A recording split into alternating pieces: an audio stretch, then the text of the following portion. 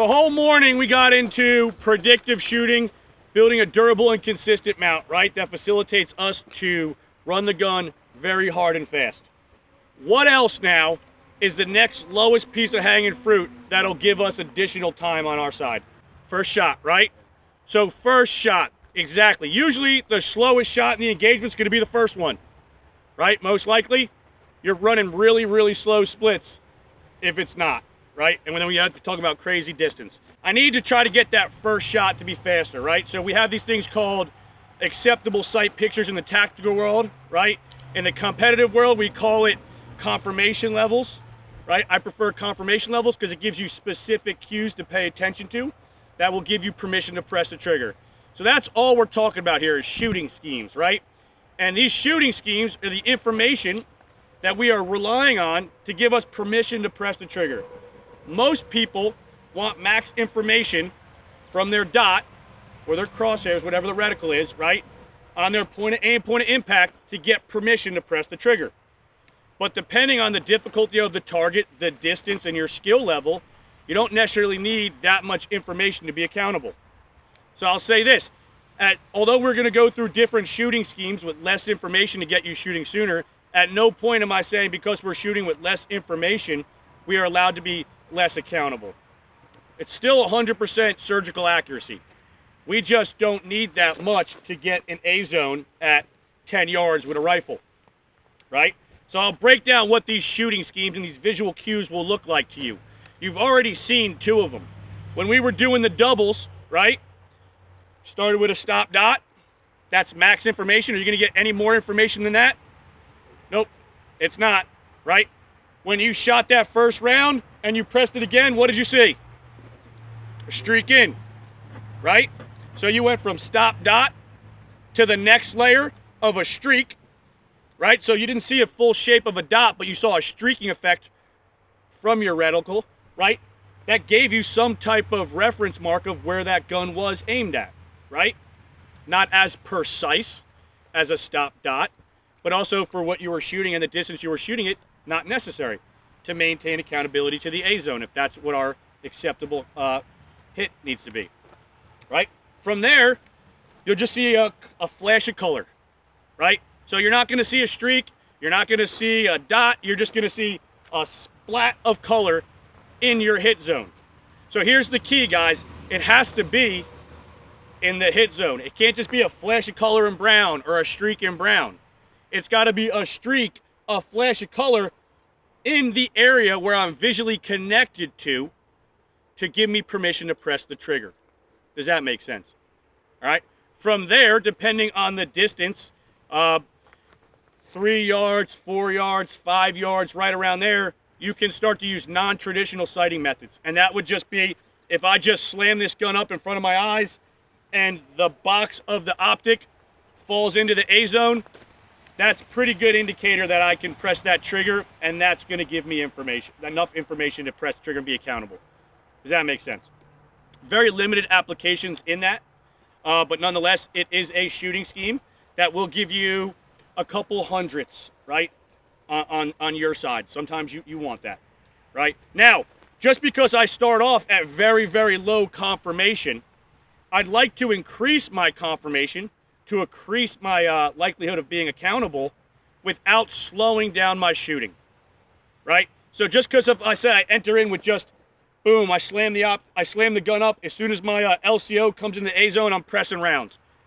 Well, as those subsequent rounds come, I should be able to get some type of color change or streak within the area that I'm trying to hit to assist me in maintaining accountability, right? Just because I start low doesn't mean I want to stay low. That's just to get me shooting sooner, right? To change the tide of either you're dealing with gunfights or competition, we want to start shooting as soon as possible, right? That's going to help us. So just because I stay there, I don't want to, or just got to start there doesn't mean I want to stay there. I'm looking to increase confirmation without trying to slow down my shooting if that's not required for confirmations. So what you see here is you have an accelerator drill at varying distances. Also, as they increase in distance, the targets, they get substantially harder, right? The hit zone gets drastically reduced. So this will force you to change your confirmation level if you want to be accountable, right? So we're going to have that head box which is, I don't know, what, 4x5 or something like that, 5x5 roughly, right? At 35 yards, right? You're probably going to want to stop your dot on that, right? To make sure you keep it in the head box. At 25 yards, you're going to have a half target, right? Right there, depending on your skill level, well, regardless of your skill level, I'm going to force you to shoot it anyway, just to see what these shooting schemes look like. I want you to take that on a streak, all right? So as soon, you're locking your vision to a small spot, just like we did with the doubles all morning, right? But as soon as that gun streaks in, that's going to be your permission to press the trigger, right? Here, I just want you seeing a flash of color, and I want you sending it, all right? We'll work this entire array together. We'll do that without the blending technique, but the guys that were here yesterday where I taught you blending, feel free to already incorporate that in with the trigger break exits. The guys that weren't here, if you don't know that, don't worry. I'll talk about how I want you to merge these targets together into one shot string with varying confirmation levels and difficulties, all right? But right now, all I really care for everyone is that you're just applying the appropriate confirmations. Now, some of these confirmations are going to make you feel uncomfortable, right? That's okay. I still want you to shoot the confirmation regardless of the result because I want you to desensitizing yourself to seeing that little of information and testing yourself to not change anything. What you will find, especially on a 10-yard target with a rifle, you don't need to see much to collect alphas, right? But if you're not desensitizing yourself to that lack of information and collecting points, you're never going to be able to shoot that fast, right? That's why a lot of people's first rounds in their dope drills were pretty slow. So if we want to increase that, the biggest lowest hanging fruit for everybody, myself included, is going to be to shoot that first round sooner, right? The only way I can shoot that first round sooner is to shoot with less information, right? But I still need to be accountable, right? So right now, I'm not too concerned about the hits. Like, I do want you to get good hits. I still want you to not lose everything we're working on all morning. But if the hits start to get a little wonky because the confirmation levels are making you feel uncomfortable, right? When something feels uncomfortable visually, you'll most likely have a sympathetic response to that to try to change something and compensate for it, right? As we do it more and more, you'll settle into it, you'll get more controlled, you'll be less likely to change stuff because you won't be so stimulated by the lack of information and freaking out, all right? So just try to shoot those confirmation levels. It's gonna be what it's gonna be. You're gonna get a lot of reps of this and we'll settle in.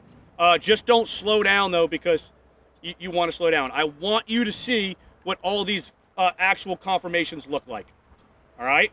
So I'll demo real quick and we'll show you what they look like. I'm gonna shoot color change on the 17 target. I'm gonna shoot a streaking dot with 2 rounds. Everything's gonna be 2 rounds. 2 color changes on 17, 2 streaking dots on the 25, and 2 stop dots on that head box, all right? Okay. Stand by.